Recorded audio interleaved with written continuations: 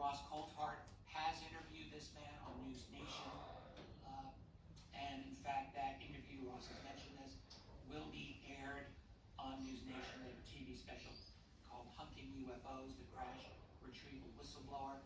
That will be this Saturday, January 18th at 8 p.m. on News Nation. Jake Barber is described as a former Tier 1 elite military serviceman. He worked at the highest levels of U.S. military. Ross emphasized that his credibility has been vouched for by former members of Delta Force.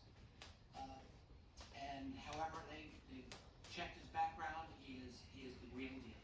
That is what Ross says. Now, the key points that Jake Barber has to say, this is fascinating.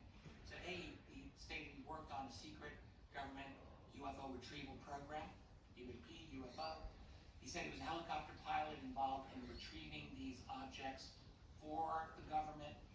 He described retrieving an egg-shaped object. It was white, colored white. He got to within 150 feet of it. He said it had no visible propulsion system, no engine, no thermal signature. A couple of other things we learned. His evidence was apparently presented to the Senate Select Committee for Intelligence. That was the recent UAP task force that they had there. So Congress already has this information.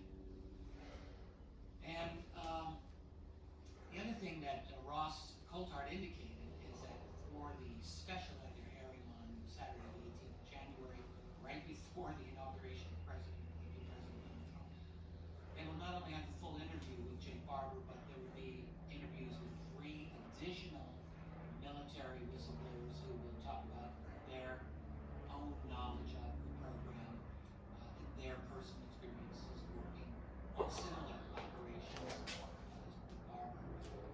Apparently, we're being told there was a never before seen video of an alleged craft recovery and information about secret meetings with officials in Washington, D.C. So I think Ross is correct when he says this could be very significant, important implications for the public understanding of UFOs, UAP.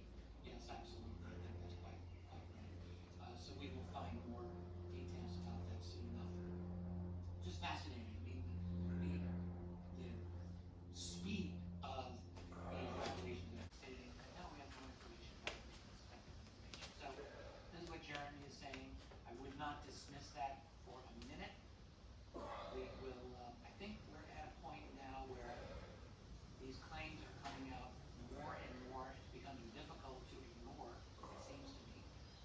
Maybe the establishment will continue to ignore them, but I'm not sure that that's actually a wise bet. We're hearing President-elect Donald Trump talking very explicitly about getting information out on the mystery drones, which, by the way, seems like that has not gone away either. Maybe we'll come back and talk about that some more, but I think that there's still more drone information that is out, and I don't know if referring to them as drones is all that appropriate. I haven't really felt that from the beginning. There's something much more than just drone-like about these objects. So we'll come back to that. So we're seeing a tremendous amount of insider information coming out. Is it all true? Well, what I can say is that for now, it seems very consistent with what researchers have been learning for a long time, more than 50 years. The UFO crash retrieval information involves a lot more than just the non-human that comes from somewhere else. We can fill in the blanks as to where when we get more information. Another planet, another dimension, another time, some combination thereof. Don't know. But we have a government and a military structure that somehow has been dealing with this for a long, long time, and dealing with them as well. For many decades and even generations, UFO researchers have toiled away in the shadows, acquiring that evidence. These are images of a few of them. There's many, many more than these guys. Their reward was being shunned and ridiculed by polite society. For my part, I have to say I'm happy to see them get some vindication, even if posthumously they deserve it. I think we have some very interesting times ahead. I look forward to coming back and sharing them and discussing it all with you as it happens. That's all I've got for now. Thanks for stopping by. If you like this, please do like and share and subscribe, and visit my site at richardolmembers.com. That's it for now. Catch you later. Keep fighting the fight. Crystal clarity. Originally, their glasses were designed for performance, that is, for running and cycling and for sport. And indeed, they can still be used for performance. They won't stop off in case you keep it sweaty, they're extremely lightweight, but I should mention that Roca eyeglasses and sunglasses come in some of the aesthetics more typically associated with performance glasses, like your cyborg style glasses, but they also have a number of styles that you'd be perfectly comfortable wearing out to dinner or to work. I wear readers at night or when I drive, and I wear sunglasses during the day if I happen to be driving into bright light or outside and it's just overwhelmingly bright. I do not wear sunglasses when I do my morning sunlight viewing because that has circadian rhythm, and I suggest that you do the same. If you'd like to try Roca eyeglasses or sunglasses, you can go to roca.com and enter the code Huberman to save 20% off your first order. Again, that's roca.com and enter the code Huberman at checkout. Okay, let's talk about music and your brain. To start off, I just want to take a step back and acknowledge something that is absolutely remarkable about music, which is In fact, music can describe numerous types of emotions, and it can do it with a lot of nuance. So not just displaying for us happy or sad, but rather different degrees of happiness, different degrees of sadness. Music can be used to convey a sense of longing, a sense of nostalgia, a sense of delight, a sense of awe, and on and on. So whereas music can't describe nouns very well, it can beautifully describe emotions. And not only can music describe emotions with a tremendous degree of nuance, music can evoke emotions with a tremendous degree of nuance. Now this is spectacular, and it's not only spectacular, it is important, because as we move through today's episode, we'll soon come to realize that it's very likely, and indeed we have a lot of scientific evidence to support the fact, that music evolved prior to spoken language. Moreover, it's very likely that singing evolved prior to spoken language, and that music, singing, and dance together evolved prior to language, making music, as well as singing and dance, but really just music even on its own, in the absence of any lyrics or any bodily movement, as the fundamental form of human communication. Indeed, music can evoke empathy. Again, we're talking about music in the absence of any lyrics. When I say music can evoke empathy, I'm not talking about the sort of empathy where you look at somebody and nod and understand, so-called cognitive empathy, which is important, by the way, in relational dynamics.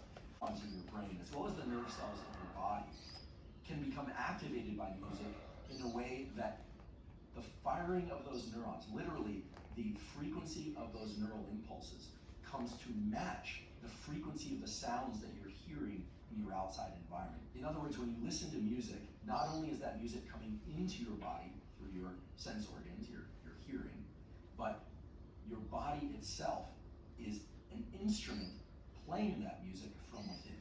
So for instance, if you listen to a piece of music that has a lightness to it, that evokes a sense in you of the turning of the seasons from winter to spring, something that's common in classical music, but other forms of music as well.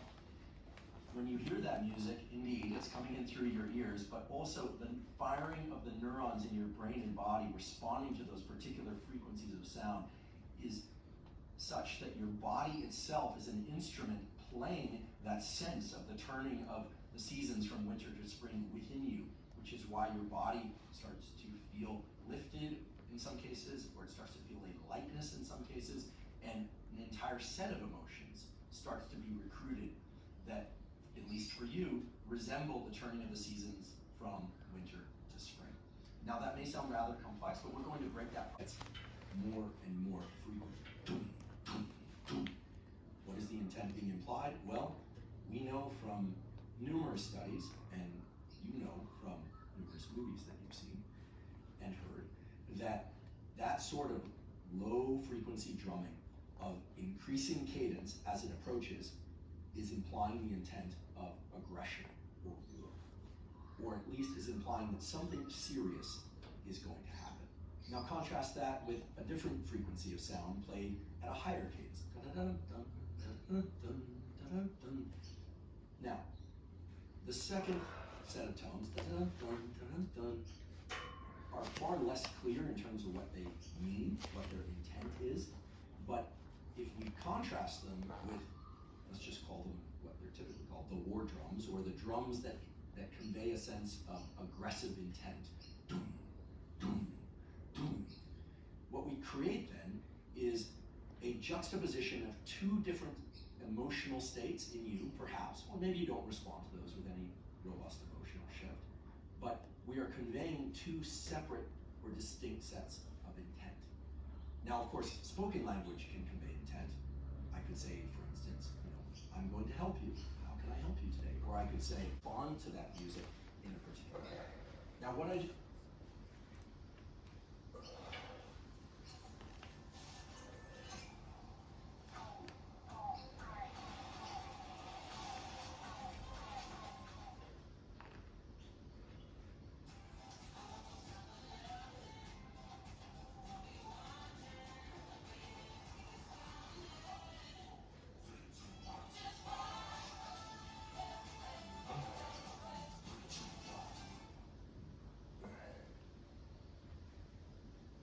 what I just described to you is not something that's learned. In fact, it is innate. How do we know that? Well, there are some beautiful studies that have explored how babies respond to music. Indeed, how babies respond to specific types of music, specific frequencies of sound, spacing between particular notes, and on and on. It's been demonstrated, for instance, that babies as young as 3 months old respond to music very differently than they respond to just other forms of sound, scrambled in time. Now, of course, babies that are 3 months old aren't speaking, so you could ask them, does that sound like music? How does it make you feel, etc.? They're not going to answer, at least not with any coherence, because they don't have spoken language yet. But despite their absence of language, we know that babies as young as